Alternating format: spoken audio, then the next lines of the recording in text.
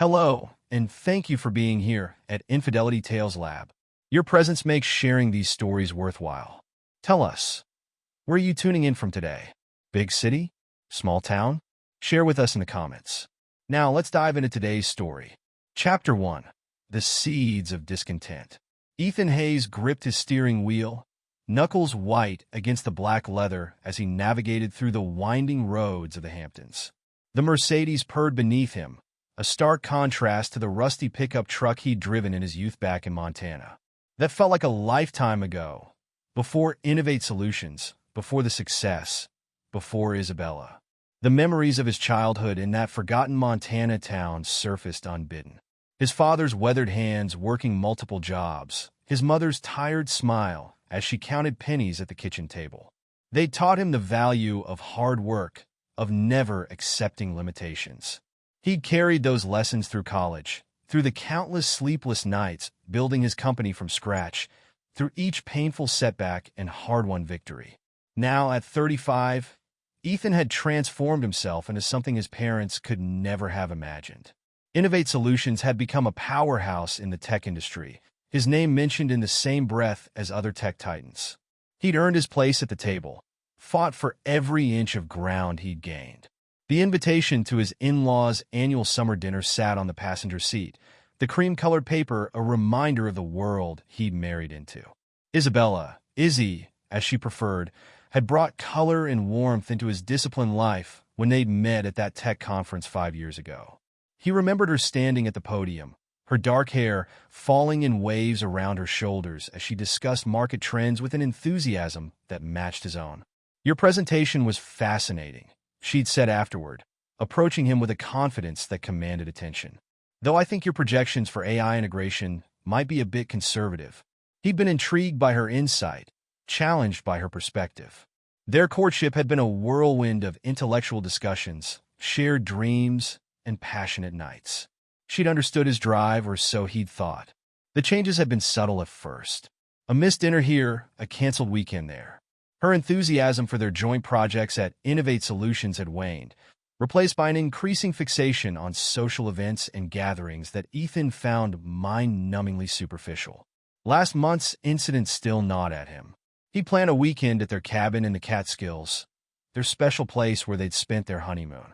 He'd arranged for her favorite wines to be delivered, hired a private chef to prepare her preferred Italian dishes. "I'm so sorry, darling," she'd said, her voice carrying a note he couldn't quite place. "There's an emergency with the Thompson account." Rain check. He later discovered there was no Thompson account. The gates of the Stone family estate loomed before him, ornate and imposing. Richard and Carol Stone's mansion was a testament to old money and carefully cultivated connections. As he pulled up the circular driveway, a valet appeared, ready to take his keys. "Mr. Hayes," Carol Stone's voice carried across the manicured lawn as he approached the entrance. She air-kissed his cheeks, her designer perfume overwhelming.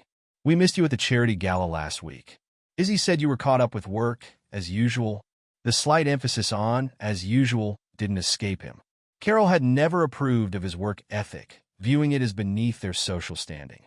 "The Morrison deal needed my attention," he replied smoothly, following her into the house.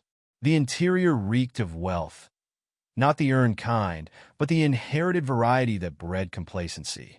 Richard Stone stood by the bar, holding court with several other guests. "Ah, Ethan, I was just discussing your company's latest quarter results with James here. Have you considered diversifying your portfolio? I know several excellent investment managers." "Thank you, Richard, but I prefer handling my investments personally." Ethan accepted a glass of wine, noting Richard's slight frown of disapproval. The evening dragged on, a parade of subtle digs and backhanded compliments. Ethan maintained his composure, years of business negotiations serving him well. These people, with their inherited wealth and social pretensions, could never understand what it meant to build something from nothing. He excused himself to step outside, needing a moment of respite from the suffocating atmosphere. The phone in his pocket vibrated, Izzy's name lighting up the screen. She was supposed to be at a yoga retreat in upstate New York, finding her center or whatever excuse she'd given this time. "Hey, Izzy, everything all right?" Her laugh crackled through the speaker, sharp and unfamiliar. "Oh, Ethan, darling, everything is more than all right. I'm divorcing you." The words hung in the air between them. Ethan's grip on his phone tightened, but his voice remained steady. "Is that so? Don't act so surprised. You must have seen this coming." "Oh, and I've sold my shares of your precious Innovate Solutions. I needed some seed money to start over with Jake.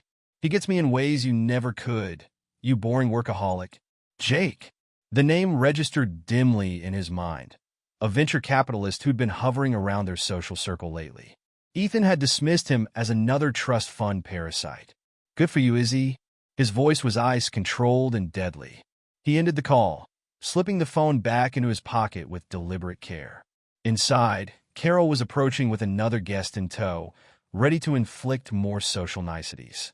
Ethan's mind was already racing, calculating moves and counter-moves. Izzy had made her play, thinking him weak, thinking him blind. She would learn how wrong she was. He made his excuses, citing an early meeting. As he drove away from the Stone estate, his face betrayed nothing of the storm brewing within. Izzy had struck the first blow, but she'd forgotten something crucial about him. He hadn't clawed his way up from nothing by being soft. The city skyline appeared in the distance, a jungle of steel and glass where he'd made his fortune. Somewhere in that maze of buildings, Izzy was celebrating what she thought was her victory. She'd chosen her battlefield poorly. This wasn't just about their marriage anymore. She'd attacked his company, the empire he'd built with his own hands. That made it war. And Ethan Hayes had never lost a war. Chapter 2. The Architect Emerges.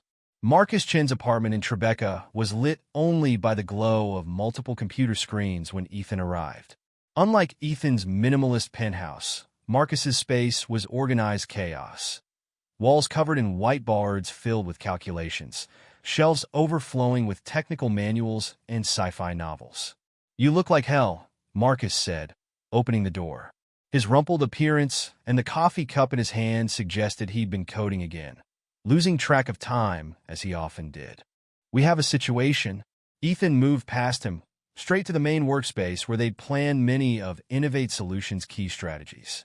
Marcus followed, concern etching lines around his eyes. They'd been friends since their freshman year at MIT, when Marcus had found Ethan in the computer lab at 3 a.m., debugging code for their robotics project. While Ethan had been all focused intensity, Marcus brought a natural charisma that made people want to follow their lead. "What's happened?" Marcus cleared space on his cluttered desk, pushing aside takeout containers and energy drink cans.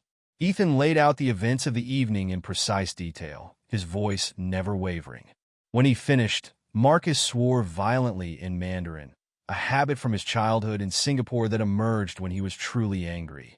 "That manipulative witch," he growled, running his hands through his already disheveled hair. "She's been planning this, hasn't she? All those social events, the networking parties, she was setting this up. The question is, who bought the shares?" Ethan pulled out his laptop, fingers flying over the keyboard. "She wouldn't sell to just anyone. She wants to hurt me, which means the buyer is someone who'd use their position against us." Marcus was already at his own computer, diving into financial records. "I'll start tracking the transaction history. Even with offshore accounts, there's always a trail." They worked in focused silence for hours, following digital breadcrumbs through a maze of shell corporations and hidden transactions. Dawn was breaking when Marcus suddenly straightened. "Got something." The shares were routed through a shell company in the Caymans, Green Horizon Investments. "They're good, but not good enough to hide everything." Ethan moved to look over his shoulder at the screen. "Who's behind it?" "Still working on that, but look at the timing of these transfers. They started 3 months ago, small amounts at first, then larger ones coinciding with Izzy's yoga retreats. She's been liquidating assets gradually," Ethan noted, his jaw tightening. "Planning her exit strategy." Marcus turned in his chair, his expression grim. "What's our play here? We need someone who can navigate the legal gray areas. Someone who isn't afraid to get their hands dirty." Ethan pulled out his phone, scrolling through contacts until he found the number he needed. Amelia Reyes answered on the second ring, her voice sharp despite the early hour. "Ethan Hayes. This must be important for you to call at dawn." I need your services, Amelia. It's time to cash in that favor you owe me. A pause, then a low chuckle. The case in Singapore? I wondered when you'd collect on that. Give me an hour. I'll meet you at your office. Ethan ended the call, turning to find Marcus watching him with raised eyebrows. Amelia Reyes? The same lawyer who got that tech giant CEO off on corporate espionage charges. The very same. She's expensive and ruthless, but she gets results. Marcus nodded slowly. You're not just going to fight back, are you? You're going to destroy them. They came after my company, Marcus. Nobody does that and walks away unscathed. The next few hours were a blur of activity. Ethan and Marcus moved their operation to Innovate Solutions headquarters, converting a conference room into their war room. When Amelia arrived, she brought with her a team of paralegals and financial investigators. First things first, she said, spreading documents across the table. Your prenuptial agreement. Izzy's lawyers will try to challenge it, but I found some interesting clauses about company shares that she clearly didn't read carefully. Ethan leaned forward, studying the legal jargon. The first right of refusal clause? Amelia's smile was predatory. Exactly. Any sale of company shares must be offered to you first at market price. She's violated that provision, which gives us leverage. What about Jake? Marcus asked, pulling up the venture capitalist profile on his tablet. He's been involved in several failed startups, but always manages to come out ahead somehow. Dig deeper, Ethan instructed. Everyone has skeletons. Find his. They worked through the day, piecing together a strategy. Ethan remained at the center, directing their efforts. Each piece of information they uncovered revealed more of Izzy's betrayal. Meetings with competitors, leaked company information, carefully orchestrated social connections. She's been systematic about this, Marcus observed, reviewing a timeline they'd constructed. Using her position as your wife to gather intelligence, making connections with potential buyers. She thought I was too focused on work to notice, Ethan replied, his voice hard. Too trusting to suspect my own wife. Amelia looked up from her legal papers. We can use that against her. Play into her perception of you as the workaholic husband. Make her think she's winning while we prepare our counterattack. What's our timeline? Marcus asked. Ethan stood, moving to the whiteboard where they'd mapped out their plan. We move in phases.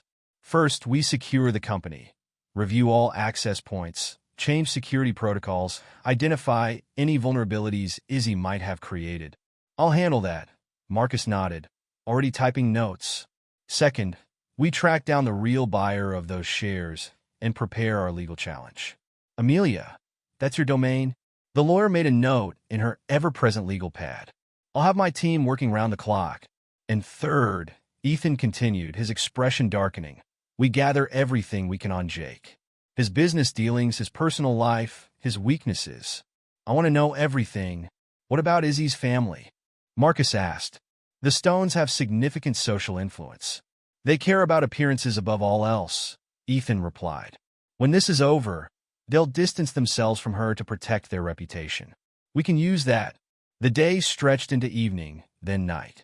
Team members came and went, bringing reports, updates, and fresh coffee. Through it all, Ethan remained focused, processing information, adjusting strategies, preparing for every contingency. You should get some rest, Marcus said finally, noting the time. We've got the preliminary work in motion. Ethan shook his head. Not yet.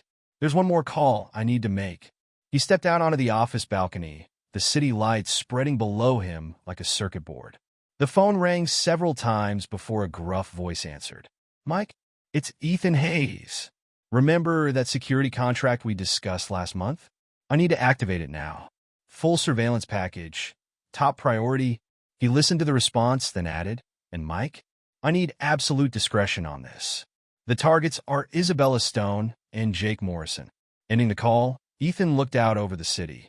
Somewhere out there, Izzy and Jake were celebrating their victory, thinking they'd outsmarted him. Let them celebrate. Let them think they'd won. The real game was just beginning. Chapter 3, The Checkmate Begins. The morning Izzy returned to the penthouse, Ethan was ready. He stood in the marble-floored foyer, Amelia Reyes at his side, watching through the security feed as the private elevator ascended. The boxes containing Izzy's belongings were neatly stacked and labeled, a silent statement of finality. "Remember," Amelia murmured, adjusting her designer's suit, "let me do most of the talking. We want them off balance." Ethan nodded, his expression neutral. The past week had been productive. Their investigation had uncovered more than he'd expected about both Izzy and Jake. Each piece of information was a weapon, carefully prepared and waiting to be deployed. The elevator chimed. Izzy stepped out first, wearing a white designer dress that probably cost more than most people's monthly salary. Jake followed, his cologne announcing his presence before he fully emerged. The sight of them together sparked something cold and deadly in Ethan's chest. "Well, isn't this cozy?"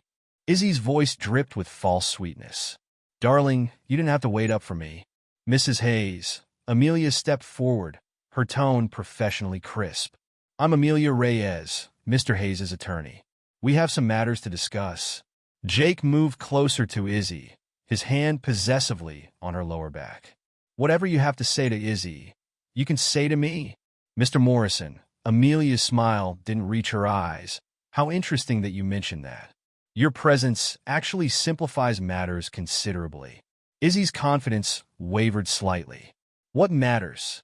I've already told Ethan I'm divorcing him, and I've secured my future quite nicely. Haven't I, darling?" She directed this last bit at Ethan, clearly expecting him to react. Ethan maintained his silence, watching as Amelia withdrew documents from her briefcase. "About that," the lawyer said, "we should discuss your recent stock transactions." "What's there to discuss?" Jake stepped forward, his Wall Street swagger in full display. The shares were Izzy's to sell. The transaction was completely legal. "Was it?" Amelia raised an eyebrow, extending a document. "Perhaps you should review Section 7.3 of the shareholders' agreement, particularly the clause regarding first right of refusal." Izzy snatched the paper, her manicured nails crinkling the edges as her eyes scanned the text. Her face paled. This can't be right." "Oh, but it is," Amelia continued smoothly. "Any sale of company shares must first be offered to Mr. Hayes at market price. Your attempt to sell to an offshore entity, Green Horizon Investments, I believe, was in direct violation of this agreement." Jake grabbed the document, his previous confidence crumbling as he read. "This is ridiculous. You can't enforce this. The sale has already gone through." "Actually, we can and we have," Amelia replied, producing another set of documents. "The sale has been invalidated. The shares have been reclaimed by Mr. Hayes through his right of first refusal. Here's the documentation of the transfer, along with the court orders supporting our position." Izzy's composure cracked. "What do you mean reclaimed? Those shares were worth millions. I need that money. Perhaps you should have read the agreements more carefully before acting so hastily," Amelia suggested, her tone dripping with professional disdain. Ethan finally spoke, his voice steady and cold. "The boxes contain your personal belongings. My security team will escort you while you verify nothing is missing. After that, you are both to leave the premises immediately." "You can't do this to me," Izzy spat, her carefully maintained facade crumbling completely. "I am your wife." "Soon-to-be ex-wife," Amelia corrected, producing the divorce papers. "These require your immediate attention." Jake paced the foyer like a caged animal, running his hands through his hair. "This isn't over, Hayes. You think you're so clever with your legal tricks." "Mr. Morrison," Amelia cut in sharply, "I strongly advise against making any threats, especially given your interesting history with financial regulations." Jake froze, his face draining of color. Ethan allowed himself a small smile, knowing their investigation had hit pay dirt. The man's past was a minefield of questionable deals and burned investors. "You're bluffing," Jake said, but his voice lacked conviction. "Would you like me to elaborate on the Jensen deal?" Amelia asked innocently. "Or perhaps we should discuss what really happened with Vertex Technologies?" Izzy turned to Jake, confusion marring her features. "What is she talking about?" "Nothing," Jake snapped. "She's trying to manipulate us." Ethan stepped forward, his presence commanding attention. "Check the boxes, sign the papers, and get out. Unless you'd prefer we continue this discussion with the SEC present." The threat hung in the air, Izzy moved to the boxes, her hands trembling slightly as she rifled through them. Jake stood awkwardly to the side, his earlier bravado completely evaporated. "Everything appears to be here," Izzy finally said, her voice small. "The divorce papers," Amelia prompted, extending a pen. Izzy glanced at Jake, who avoided her eyes, then at Ethan, who met her gaze with unflinching coldness. She signed, her signature shaky but legible. "One last thing," Amelia said, producing a final document. "This is a non-disclosure agreement regarding your time at Innovate Solutions. Any breach will result in immediate legal action." "You bastard," Izzy whispered, staring at Ethan. "You cold, calculating bastard." "Goodbye, Isabella," Ethan replied simply. He turned to the security team waiting discreetly by the elevator. "Please escort Mrs. Stone and Mr. Morrison out of the building." As they were led away, Izzy turned back one last time. "This isn't over, Ethan. You haven't won." The elevator doors closed on her words. Ethan remained motionless until the security feed showed them leaving the building. "Well," Amelia said, gathering her documents, "that went rather smoothly. Though I suspect they'll try something desperate soon." "Let them," Ethan replied. "Every move they make will only tighten the noose." After Amelia left, Ethan stood alone in his penthouse, surrounded by the evidence of his marriage's dissolution. He pulled out his phone and dialed Marcus. "It's done," he said when his friend answered. "Initiate the next phase. I want to know every move they make, person they contact, plan they try to formulate." "Already on it," Marcus replied. "Our sources say Jake's been making some interesting calls to potential investors." "Good. Let him dig his own grave." Ethan moved to his home office, powering up his computer. "Have our PR team ready. When this story breaks, I want to control the narrative completely." The city lights spread out before him as night fell, a testament to the power and influence he'd built. Izzy had thought him weak, too absorbed in his work to notice her betrayal. She'd thought his dedication to building something meaningful was a weakness to be exploited. She would learn just how wrong she was. Chapter 4. The First Domino Falls. Marcus sat in his office at Innovate Solutions, reviewing the latest surveillance reports on his tablet.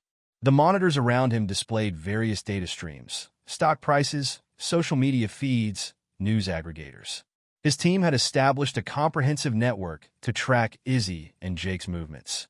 "Sir," his assistant's voice came through the intercom. "Mr. Hayes is here." Ethan strode in, his presence commanding immediate attention. The past week had transformed him. The calculated businessman had given way to something more dangerous. "What do we have?" Ethan asked, taking a seat across from Marcus. "Jake's been making moves," Marcus replied, pulling up a series of financial transactions on the main screen. "He's trying to salvage his reputation in the venture capital community. Made 3 pitches this week alone, and all rejected. Our contacts made sure of that." Marcus allowed himself a small smile. "But that's not the interesting part. Look at this." He brought up another document, a series of text messages between Jake and a rival tech company. He's been trying to shop around some of Innovate's proprietary information. Nothing critical, just what Izzy managed to gather during her time here. Ethan's expression hardened. "Perfect. Have Amelia draft a cease and desist letter. Make it clear that any use of our intellectual property will result in immediate legal action." "Already done. But I think we can use this." Marcus leaned forward. "What if we leak something more substantial? Something that would really get their attention?" Ethan considered this, his mind working through the possibilities. The global tech merger. Exactly. We float rumors about a potential merger. Watch them scramble to get back in. Their greed will do our work for us. Ethan stood, moving to the window overlooking the tech district. "Make the calls. Use the business reporters who owe us favors. Keep it vague, just enough to spark interest." "What about the board?" Marcus asked. "They'll ask questions. Tell them it's part of our market strategy. They trust us after the last quarter's performance." The next few days saw their plan unfold. Carefully placed articles began appearing in tech blogs and financial news sites. "Innovate Solutions in talks with major tech giant," read one headline. "Global tech eyeing strategic acquisition," speculated another. The effect was immediate. Jake's phone started ringing nonstop with calls from investors who had previously shunned him. Izzy, monitoring the news from her temporary apartment, felt the first pangs of doubt about her decisions. Ethan watched it all unfold from his command center at Innovate. His team had transformed an entire floor into their operational headquarters, with different departments coordinating their efforts. Legal, PR, intelligence, all working in concert to execute his vision. Mr. Hayes, a young analyst, approached with a tablet. We've detected increased activity in Ms. Stone's financial accounts. She's trying to liquidate some of her personal investments. Let me guess, preparing to buy back in? Ethan's tone was coldly amused. Yes, sir. She's contacted 3 different brokers today alone. Good. Make sure our friends at the SEC are aware of her activities. I want eyes on transactions she makes. Marcus entered, his face animated with fresh news. You won't believe who just called me. Jake himself, trying to feel out who bought Izzy's shares. He was practically begging for information. What did you tell him? Play dumb. Said I'd heard rumors about an offshore buyer, but couldn't confirm anything. Marcus chuckled. He's desperate. Offered to broker a deal with the mystery buyer himself. Ethan's lips curved into a predatory smile. Time to turn up the pressure. Release the next phase of information. Let's see how they handle real desperation. The team moved into action. More detailed merger rumors began circulating, complete with supposed insider quotes and potential valuation figures. The numbers were astronomical, enough to make any investor salivate. Ethan supervised it all, directing his forces like a general commanding troops. Each piece of information was a weapon, each rumor a carefully aimed strike. He'd learned from Izzy's betrayal, understood now how to use people's own greed and ambition against them. His phone buzzed, a message from Amelia. Got something you need to see. Jake's past is more interesting than we thought. Send me the files, he replied. Minutes later, he was reviewing a comprehensive background report. Jake's history of failed ventures was just the beginning. There were harassment complaints, suspicious financial dealings, a pattern of targeting wealthy women and leaving them financially devastated. Sir, another analyst approached. Ms. Stone just tried to access her old company email account.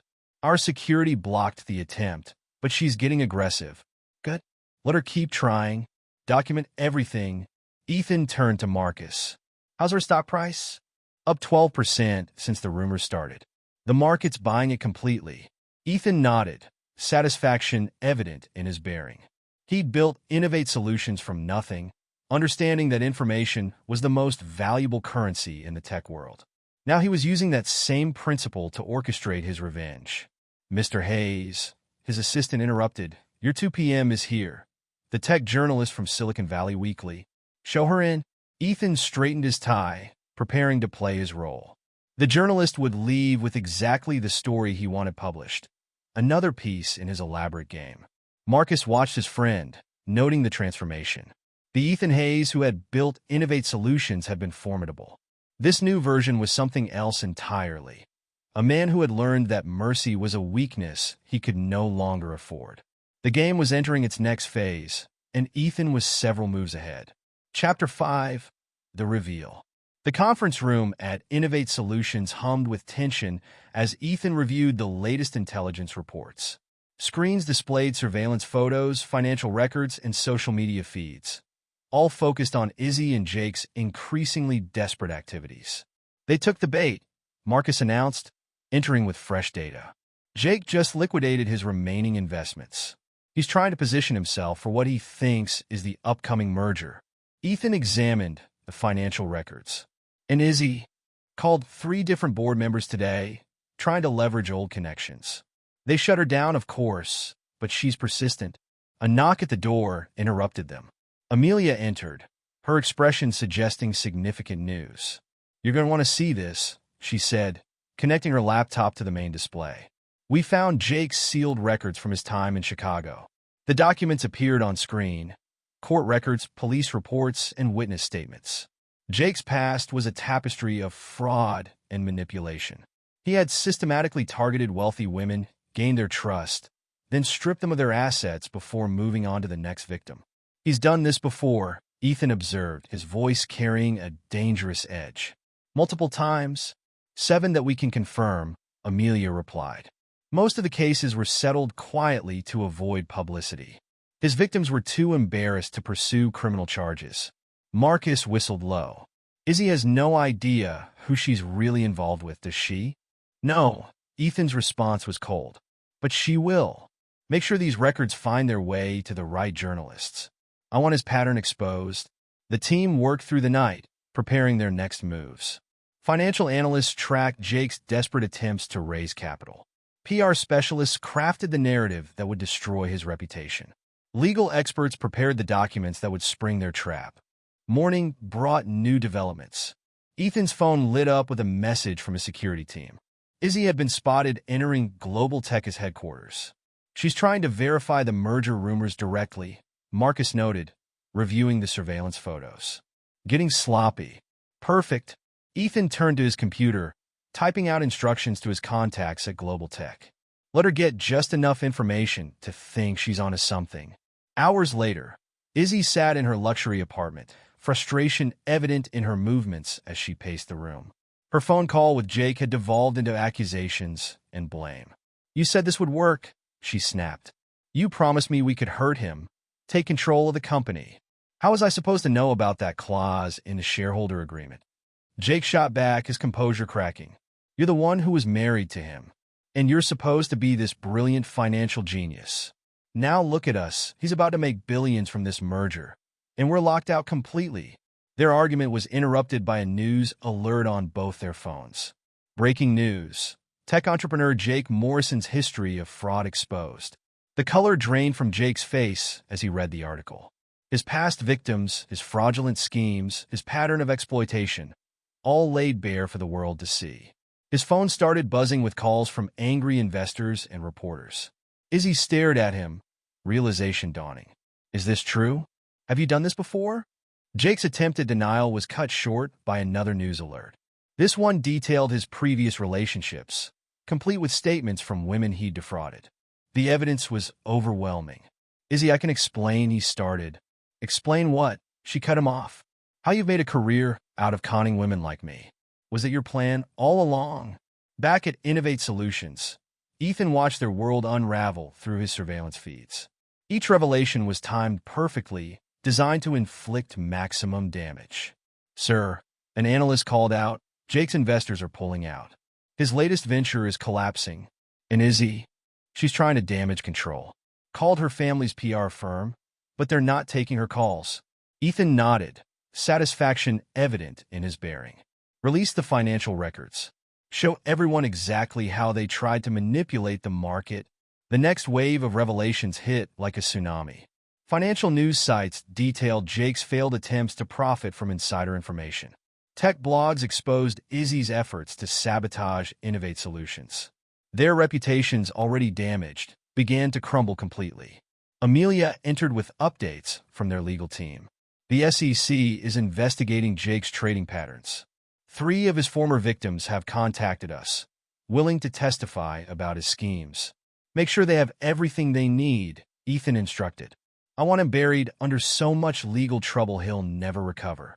Marcus watched his friend, noting the cold satisfaction in his expression. You knew they'd self-destruct like this? People like them always do, Ethan replied. Their type can't help overreaching, trying to grab what isn't theirs. I just had to give them enough rope. The day wore on, bringing more developments.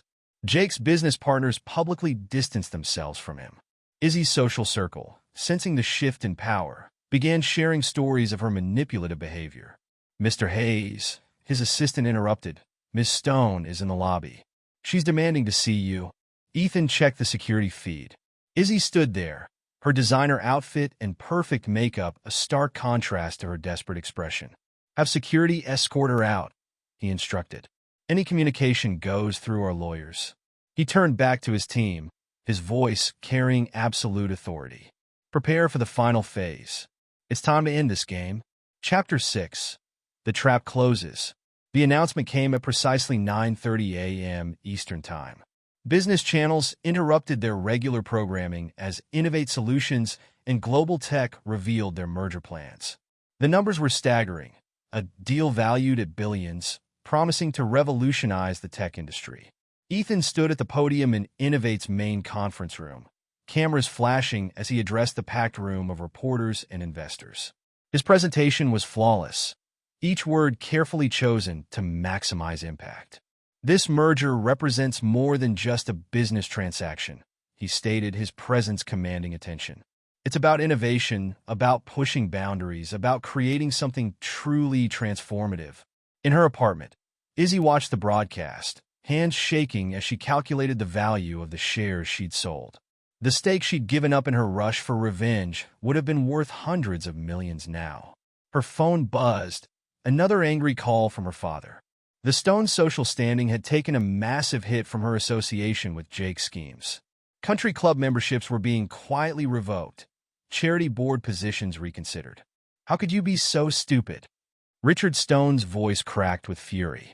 Do you have any idea what this has done to our family's reputation? Across town, Jake sat in his lawyer's office, facing an increasingly dire reality. The SEC investigation had uncovered more than just his recent activities. His entire history of financial manipulation was being exposed. They have everything, his lawyer explained, spreading documents across the desk. Your previous schemes, the offshore accounts, the manipulated trading records. They're talking serious prison time. Jake's facade of confidence had crumbled completely. There must be something we can do. I have connections. Your connections are running for cover. Nobody wants to be associated with you now. At Innovate Solutions, Ethan monitored their reactions through his intelligence network. Each piece of information, each revelation, had been orchestrated for maximum effect. The stock's up 40% since the announcement, Marcus reported, tablet in hand. Institutional investors are falling over themselves to get in. The board is ecstatic. Ethan nodded, reviewing the latest reports. And our friends? Jake's assets are frozen pending the SEC investigation. He tried to leave the country last night. We made sure customs was waiting for him at the airport. Is he? Her family's cutting her off completely. The Stones can't afford to be associated with a financial scandal. She's been asked to vacate her apartment. Seems her trust fund payments have stopped. The day progressed, bringing more developments. News channels ran special reports on the merger, interspersed with updates on Jake's growing legal troubles. Financial analysts praised Ethan's strategic genius while dissecting Jake's fraudulent history. Amelia arrived with fresh intelligence. Jake's trying to cut a deal with prosecutors. He's offering to testify about financial crimes, including some interesting details about Izzy's own activities. Make sure the IRS gets copies of everything, Ethan instructed. I want them looking into both of them. The trap had closed perfectly. Jake and Izzy's attempt to hurt him had become the instrument of their own destruction. Their reputations were ruined, their futures destroyed, their relationship crumbling under the weight of mutual recrimination. Late that evening, Ethan sat in his office, reviewing the day's events. A message from his security team alerted him to Izzy's latest desperate move. She tried to reach out to Global Tech's board members, seeking to somehow insert herself into the merger discussions. Sir, his assistant's voice came through the intercom. Final contracts are ready for your review. Ethan smiled, satisfaction evident in his bearing. The merger wasn't just a business triumph. It was the culmination of his revenge. He'd taken their attempt to destroy him and transformed it into his greatest victory. Marcus entered, carrying a bottle of rare scotch. Thought this called for a celebration. Ethan accepted a glass, studying the amber liquid. To consequences, he said, raising his drink. You know they'll try something else, Marcus observed. People like that don't know when to quit. Let them try, Ethan replied, his voice carrying absolute certainty. They're finished in this industry. No one will trust them, work with them, or back them. They thought they could play in my world without understanding the rules. The city spread out below them, lights glittering against the darkness. Somewhere out there, Izzy and Jake were facing the ruins of their lives, understanding too late the price of betrayal. Ethan Hayes had emerged stronger, more powerful, and utterly ruthless. He'd shown the business world what happened to those who dared to cross him. The message was clear. Betrayal carried consequences, and he was the one who determined the cost. Chapter 7. Reaping the Whirlwind. The Global Tech merger had transformed Innovate Solutions into a tech powerhouse. Financial news networks ran constant coverage of what they called the deal of the decade. Ethan's face appeared on business magazine covers, his story of rising from nothing to build an empire captivating readers worldwide. In his expanded office suite at Innovate's headquarters, Ethan reviewed the latest reports with Marcus. The monitors displayed real-time data on their stock performance, market analysis, and surveillance feeds, tracking their former adversaries' declining fortunes. Jake tried to flee to Mexico last night, Marcus announced, pulling up security footage. Our contacts at the airport made sure he didn't make it past customs. The SEC is processing his arrest now. Ethan nodded, satisfaction evident in his bearing. And Izzy, living in a small apartment in her hometown. She tried to get a job at 3 different tech companies this week. They all rejected her within hours of receiving her application. The transformation of Innovate Solutions had been remarkable. The merger had brought not just financial success, but a complete restructuring of the company's power structure. Ethan had rewarded loyalty, promoting those who had stood by him during the crisis while ruthlessly removing anyone who had shown even a hint of wavering. Mr. Hayes, his assistant, interrupted via intercom. The Wall Street Journal is on line 1. They want to do a feature piece on your journey from Montana to Tech Titan. Set up the interview, Ethan replied. Make sure our PR team prepares the right narrative. The story had taken on a life of its own in the media. Ethan Hayes, the self-made billionaire who had overcome betrayal to build something even greater. The public couldn't get enough of it. Marcus pulled up another screen. You should see this. Jake's arrest video is going viral.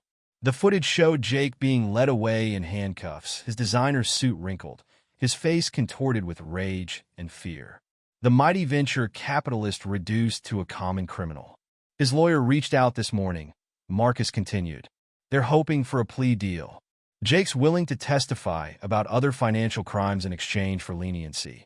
Let him talk, Ethan said, his voice cold. The more he reveals, the more people he drags down with him, the better. A notification popped up on his tablet. Another article about Izzy had been published. She'd been spotted waiting tables at a local diner, a far cry from her former life of luxury. The photos showed her in a generic uniform, serving coffee to uncaring customers who had no idea they were being served by a woman who had once moved in the highest circles of society. Sir, another assistant entered with fresh reports. The Tech Incubator project is ready for your review. We've identified 20 promising startups for the first round of funding. This was Ethan's latest initiative, identifying and supporting new tech entrepreneurs who showed real promise. He'd learned valuable lessons about loyalty and betrayal, and he was determined to create a network of companies bound by shared values and mutual success. What's the vetting process? He asked, examining the profiles. Extensive background checks, psychological evaluations, and detailed analysis of their business practices. We're not just investing in their ideas. We're investing in their character. Ethan approved. The tech world was full of opportunists like Jake, looking for quick profits without understanding the value of building something real. His incubator would be different. A message from Amelia appeared on his screen. She'd been monitoring the legal fallout from their operation, making sure both Jake and Izzy faced the full consequences of their actions. Just received confirmation, she wrote. The IRS is opening a full investigation into Izzy's finances. They're particularly interested in those undeclared offshore accounts we discovered. The pieces were falling into place perfectly. Jake faced prison time for his financial crimes. Izzy's reputation was destroyed, her social standing obliterated. Her family had cut all ties, more concerned with protecting their own status than supporting their disgraced daughter. Mr. Hayes, his assistant called again. The young engineer you mentioned is here for her interview. Ah yes, Sarah Chun, a brilliant programmer he'd discovered through his incubator program. She reminded him of himself at that age, driven, talented, and uncompromising in her standards. Send her in. Sarah entered, her excitement barely contained. Mr. Hayes, thank you for meeting with me. Your story, it's inspired so many of us in the tech community. Ethan gestured for her to sit. Tell me about your project. As she explained her innovative approach to AI security protocols, Ethan saw the future taking shape. This was how he would build his legacy, not just through personal success, but by creating opportunities for others who shared his vision and values. The day proceeded with a steady stream of meetings, decisions, and strategic planning. Ethan moved through it all with calculated precision, each action furthering his goals. Late that evening, Marcus brought one final update. Izzy tried to contact you again. Through her mother this time. Standard response. Ethan replied without looking up from his work. All communication was to go through their lawyers. He had no interest in her attempts at reconciliation or appeals for mercy. The city lights spread out before him as night fell. He'd built this, all of it, through determination and an unwavering commitment to his goals. Those who had tried to take it from him had learned a harsh lesson about the price of betrayal. Chapter 8. The Final Move. Richard Stone's hands trembled as he entered Innovate Solutions headquarters. The former lawyer, once so proud and condescending, now moved with the uncertain steps of a man who had lost everything. The security team escorted him to the executive floor, where Ethan waited in his conference room.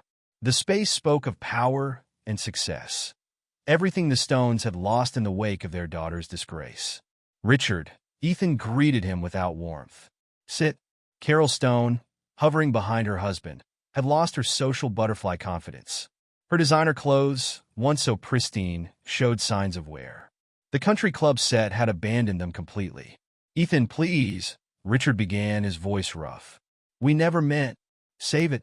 Ethan cut him off, sliding a document across the table. This is the deed to your house. As you can see, I now own it. The color drained from Richard's face as he read. Through a series of strategic financial moves, Ethan had acquired their mortgage and all their outstanding debts. We'll be out by, Richard started. That's not why you're here. Ethan's voice was steel. I want information. Everything you know about Izzy's financial activities during her time with your family's company. Understanding dawned in Richard's eyes. You want me to betray my own daughter? She betrayed herself, Ethan replied coldly. I'm offering you a choice. Tell me everything, and you keep your house. Refuse, and I'll begin foreclosure proceedings tomorrow. Carol made a small, broken sound. Their house was all they had left of their former life. Richard's resistance crumbled. She had access to the company accounts. Small amounts at first, nothing noticeable. Then larger sums. Details, Ethan demanded. Dates, amounts, methods.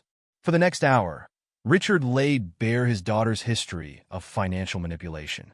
How she'd used her position in the family business to siphon funds. How she'd falsified tax records. How she'd stolen from clients while hiding behind her family's reputation. Ethan recorded everything, each revelation another nail in Izzy's coffin. When Richard finally fell silent, tears streaked Carol's carefully maintained makeup. The deed will be transferred back to you tomorrow, Ethan informed them. But understand this. If any of this conversation leaves this room, if you warn Izzy in any way, the deal is void. You're going to destroy her completely, Carol whispered. No, Ethan corrected her. She destroyed herself. I'm simply ensuring she faces the consequences. After they left, Ethan compiled the information into a detailed report. One copy went to the IRS, another to the FBI's Financial Crimes Division, and a third to the state prosecutor's office. It's done, he informed Marcus via phone. Make sure our media contacts get the anonymous tip about the investigation. I want this to be public. The next day, the story broke across multiple news outlets. Socialite under investigation for major financial fraud. Izzy's face appeared in newspapers and on news websites, her past glamour contrasting sharply with the allegations against her. In her small hometown apartment, Izzy watched her world crumble further. Her phone rang constantly. Reporters seeking comments, former friends distancing themselves, investigators demanding answers. She tried calling her parents, but their numbers had been disconnected. She was truly alone now, facing the full weight of her crimes. Back at Innovate, Ethan monitored the fallout. The investigation would be thorough and merciless. He made sure of that. The prosecution has everything they need, Amelia reported. Between Jake's testimony and the evidence from her father, she's looking at serious prison time. Ethan nodded, satisfaction evident in his bearing. Make sure nothing gets overlooked. I want every charge, violation documented and prosecuted. The machinery of justice he'd set in motion would grind slowly but inexorably.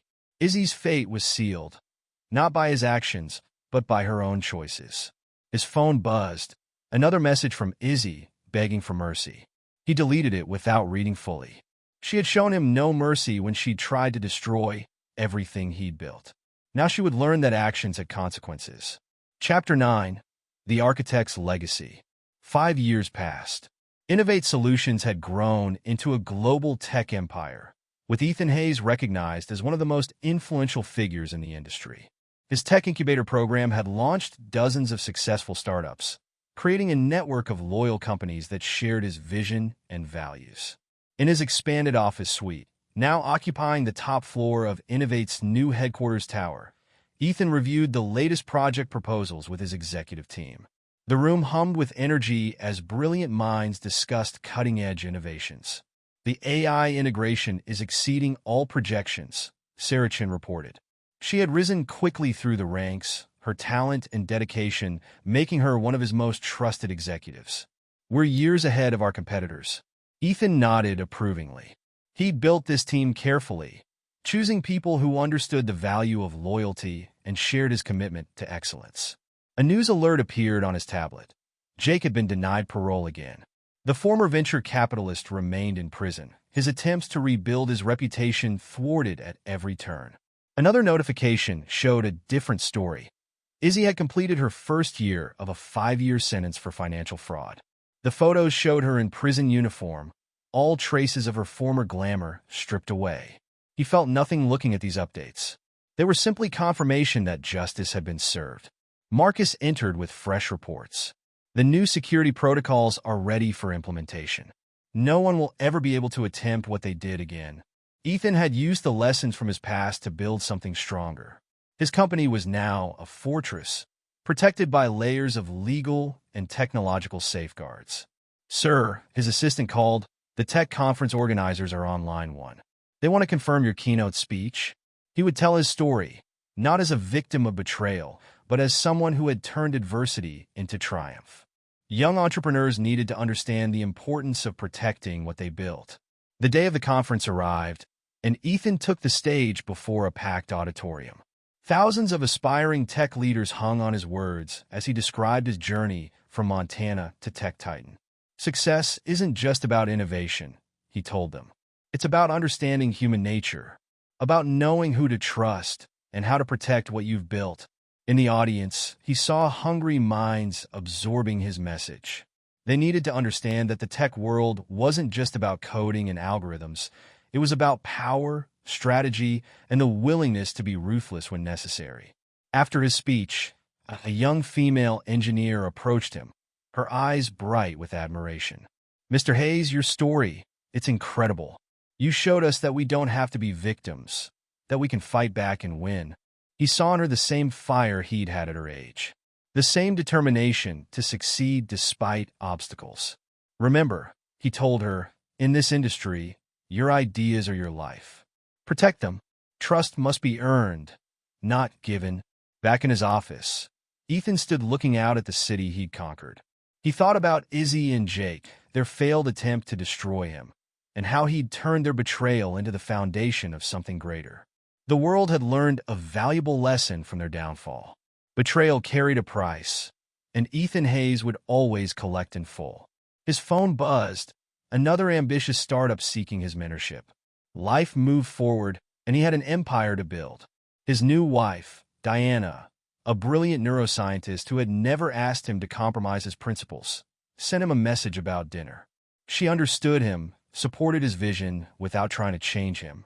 Ethan Hayes had won not just the battle, but the war. He'd shown the world what happened to those who dared to cross him, and in doing so, he'd built a legacy that would endure. The young engineer's words echoed in his mind. He had indeed paved the way, showing others how to protect themselves, how to fight back, how to win. This was his true victory, not just personal success, but creating a model for others to follow.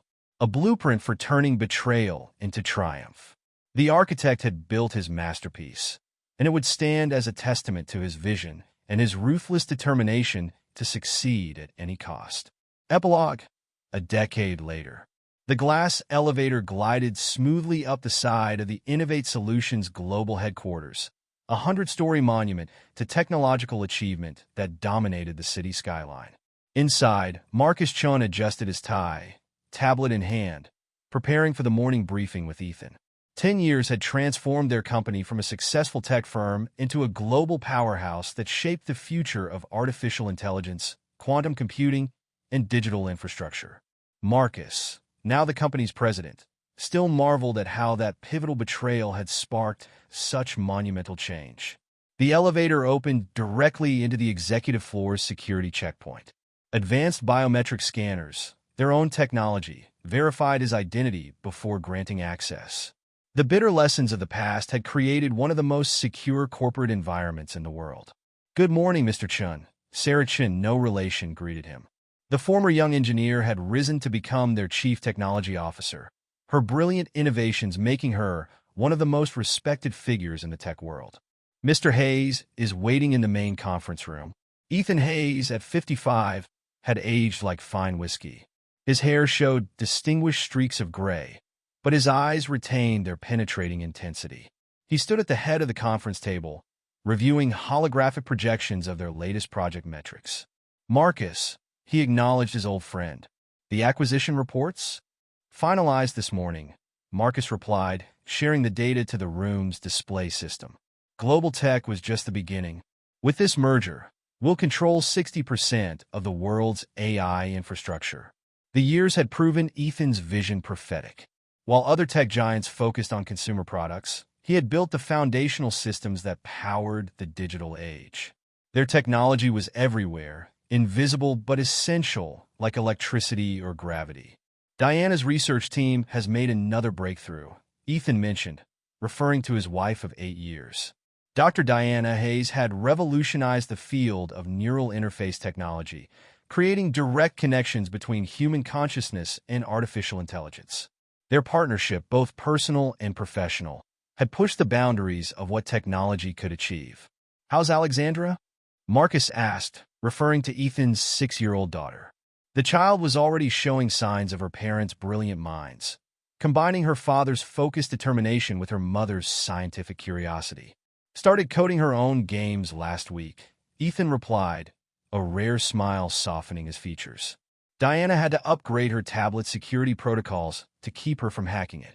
The conversation shifted to business as more executives joined them. Their inner circle had expanded but remained fiercely loyal, each member carefully chosen and tested over years of service. "Update on our old friends?" Marcus asked quietly during a break. Ethan pulled up a secure file.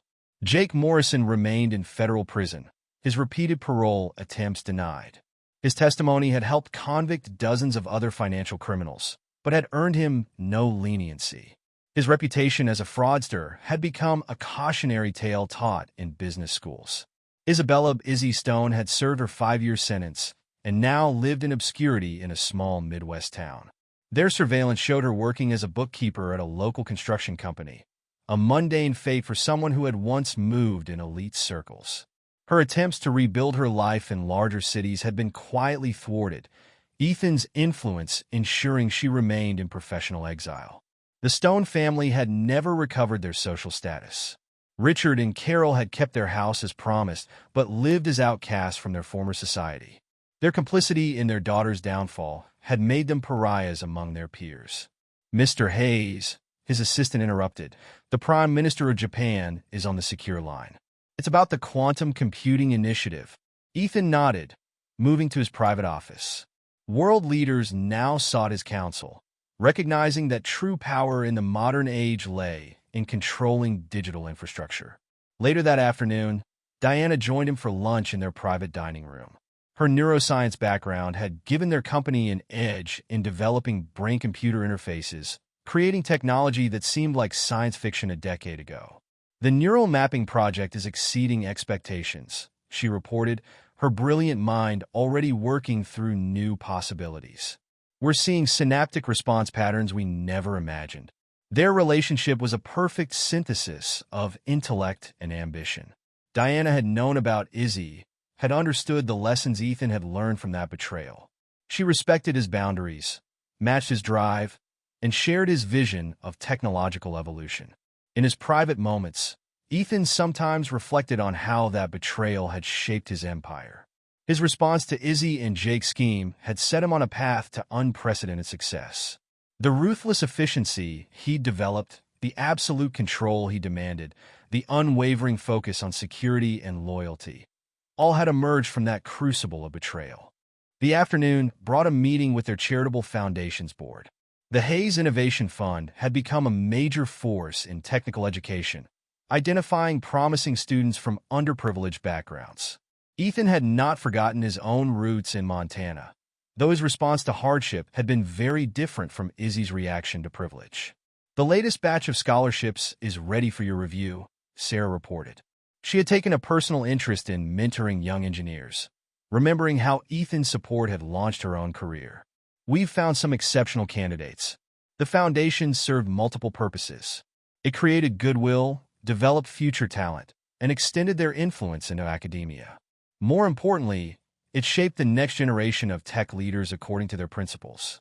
As evening approached, Marcus joined Ethan in his office for their traditional end-of-day discussion. Their friendship had deepened over the years, tempered by shared battles and victories. "Remember when we thought the global tech merger was big?" Marcus mused, pouring their usual scotch. "Now we're reshaping the entire digital landscape." "We understood something others didn't," Ethan replied. "Technology isn't just about innovation. It's about control, about building systems that can't be compromised by human weakness." Their security protocols had become legendary in the tech world. No one entered their inner circle without extensive vetting. Trust was earned through years of proven loyalty, not granted through titles or agreements. The sun set over the city they'd come to dominate. Ethan's influence extended far beyond the corporate world now. Politicians sought his support, universities courted his donations, and entrepreneurs studied his methods. Diana called, reminding him of Alexandra's science project presentation that evening. For all his power and control, Ethan had discovered that fatherhood had opened new perspectives. Alexandra would inherit not just his wealth, but his wisdom, understanding both the opportunities and dangers that came with power. Before leaving, he checked one final report, a comprehensive surveillance update on all potential threats to their empire. Old habits died hard, and he had learned never to become complacent. The report included a small note about Izzy. She had recently attempted to write a memoir, seeking to tell her side of the story. A quiet word to publishers had ensured the manuscript would never see print. Her voice, like her ambitions, would remain silenced. Jake had made news again, his latest appeal denied. Prison had aged him harshly, his former charm replaced by bitter desperation. His attempts to maintain connections in the business world had been systematically severed, his name toxic to anyone seeking success. Ethan felt no satisfaction or remorse about their fates. They were simply data points now, problems that had been solved, threats that had been neutralized. Their betrayal had taught him valuable lessons about power and control, lessons he'd used to build something far greater than they could have imagined. The drive home took him past neighborhoods where augmented reality billboards displayed Innovate Solutions' latest breakthroughs. Their technology had become part of society's fabric, essential to modern life. The digital age he controlled had surpassed anything he'd dreamed of during those early battles. Diana met him at their penthouse door, her mind already racing with new ideas for neural interface applications. Alexandra ran to greet him, her tablet displaying the code she'd written that day. They were his true legacy now, brilliant minds that would carry his vision forward. Over dinner, they discussed the future. Alexandra's questions about artificial intelligence showed an understanding beyond her years. Diana's insights into consciousness and computation sparked new possibilities for their research. Later, in his home office, Ethan reviewed the next day's agenda. Their global expansion continued, with new acquisitions and innovations extending their reach. The betrayal that had once threatened to destroy him had instead become the foundation of an empire. Marcus called with a final update. Their latest AI security system had detected and neutralized a sophisticated cyber attack, protecting not just their corporate data, but the global digital infrastructure they controlled. The attackers would never know how thoroughly their attempt had been thwarted. Looking out over the city, Ethan reflected on the decade since his transformation. He had built something unprecedented, not just a tech company, but a system of power and control that shaped the modern world. His response to betrayal had created a new paradigm of corporate dominance. Diana joined him, her presence a reminder that trust, properly earned and verified, could coexist with power. Their partnership had proven that relationships could strengthen rather than weaken, when built on mutual respect and shared vision. The night deepened, but Innovate Solutions never slept. Their systems ran the digital networks that connected continents, processed financial transactions, and powered the artificial intelligence that increasingly governed daily life. From that long-ago betrayal, Ethan Hayes had architected not just his revenge, but a new world order. He had proven that true power came not from destroying enemies, but from building systems they could never penetrate or compromise. The architect had become the master builder, and his creation would endure long after the names Izzy and Jake had been forgotten by all but a few. In the end, their betrayal had given him something far more valuable than revenge. It had shown him how to build an empire that could never be betrayed again. And there you have it. Another story comes to an end. What did you think? I'd love to hear your thoughts in the comments below. If you enjoy this story, consider joining our community by subscribing. It means the world to us. For more stories like this one, check out the recommended videos on screen. And I'll see you there.